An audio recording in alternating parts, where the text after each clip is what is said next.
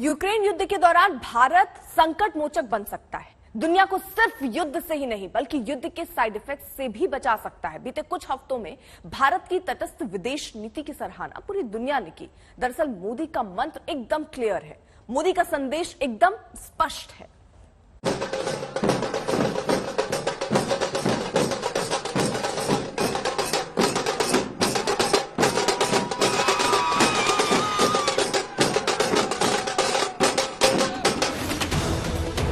क्या युद्ध पथ के बीच प्रधानमंत्री मोदी के पास शांति पथ तैयार करने का मौका है?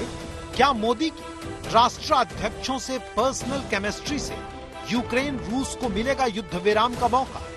क्या मौजूदा वर्ल्ड ऑर्डर में मोदी के पास सबसे स्वीकार्य ग्लोबल लीडर बनने का मौका है? 40-45 लीडर्स भारत में आए हैं अभी पिछले कुछ ही महीनों में, और किस तरह से भारत का एक अपनी पॉलिसी रही है, स्टैंडर्ड पॉलिसी, प्रिंसिपल्ड पॉलिसी, ये यूक्रेन के बारे में या किसी और मेजर इशू के बारे में, चाहे हम यूएन सिक्योरिटी काउंसिल में हो, वैक्सीन डिप्लोमेसी में रहे हो, तो ये सारी चीजें जो है, जब हम इस तरह का एक leader prime minister Modi type देखते हैं तो पता लगता है कि किस तरह से हमारी पहुंच आगे। मैं आपको बता सकता हूं, मैं जॉर्डन में एम्बेसडर था, वहां पे बड़े सारे लोग कहते थे हम तो, अरे आप तो prime minister, we like your prime minister. Modi जो बोलते हैं उसे दुनिया कान लगाकर बहुत गौर से सुनती है। दुनिया के नक्शे पर आज की तारीख में कोई दूसरा ग्लोबल लीडर उतना लोकप्रिय नहीं जितना नरेंद्र मोदी है। दरअसल लीडरशिप और लोकप्रियता के पैमाने पर दुनिया के तमाम वर्ल्ड लीडर से बहुत आगे खड़े हैं नरेंद्र मोदी। ये वही लोकप्रियता है जिसके दम पर अंतर्राष्ट्रीय मंच पर मोदी दूसरे नेताओं से अलग पहचान रखते हैं। इसे आप यूं समझ सकते हैं कि एक बार नहीं बल्कि बार बार दुनिया के सबसे लोकप्रिय नेता का ताज मोदी के सिर सजता आया है। Global leader approval tracker morning consult की ओर से जारी ग्लोबल लीडर अप्रूवल रेटिंग में मोदी 77% अप्रूवल के साथ टॉप पर रहे, यानी नंबर 1। यहाँ आपको ये याद रखना है कि अमेरिकी राष्ट्रपति जो बाइडेन, ब्रिटेन के प्रधानमंत्री बोरिस जॉनसन या फिर फ्रांस के मैक्रो, मोदी के मुकाबले कोई दूर दूर तक खड़ा नहीं दिखाई देता। सर्वे की रेटिंग के मुताबिक 77% अप्रूवल रेटिंग के साथ दुनिया के सबसे लोकप्रिय नेता नरेंद्र मोदी हैं। दूसरे पायदान पर मैक्सिको के राष्ट्रपति एंड्रेस मैनुअल लोपेज ओब्राडोर, जिनकी अप्रूवल रेटिंग 63% है, यानी मोदी से 14% कम। तीसरे नंबर पर हैं इटली के प्रधानमंत्री मारिया ड्राघी, 54% अप्रूवल रेटिंग के साथ।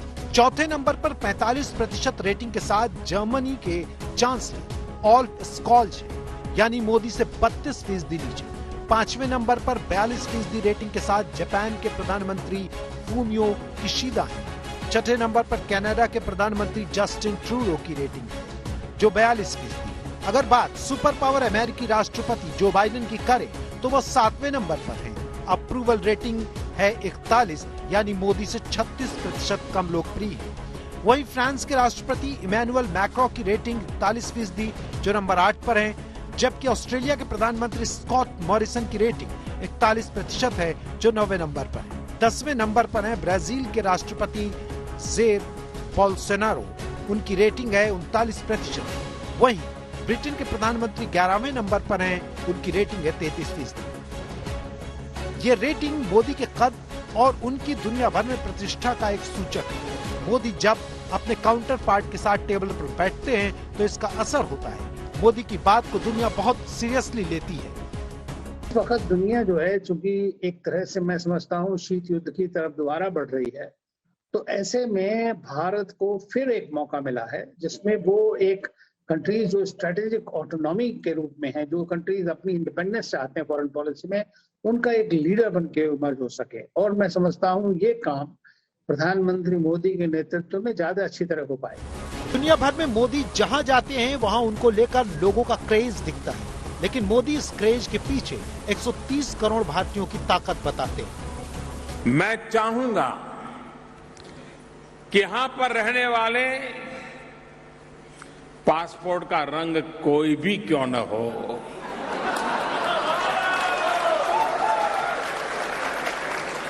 पासपोर्ट के रंग बदलने से खून के रिश्ते नहीं बदलते।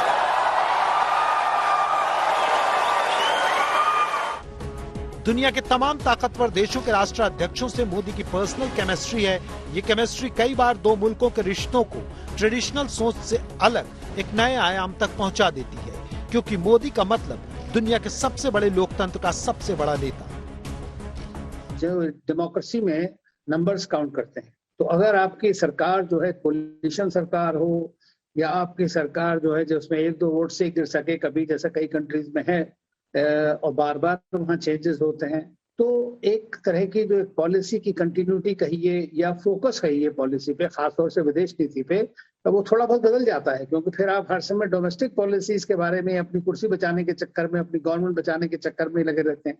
तो आज जब एक बड़ा पावरफुल देश भारत इतना आज एक इमर्जिंग पावर नहीं है, भारत एक खुद में पावर है जिसको दुनिया आज देखती है।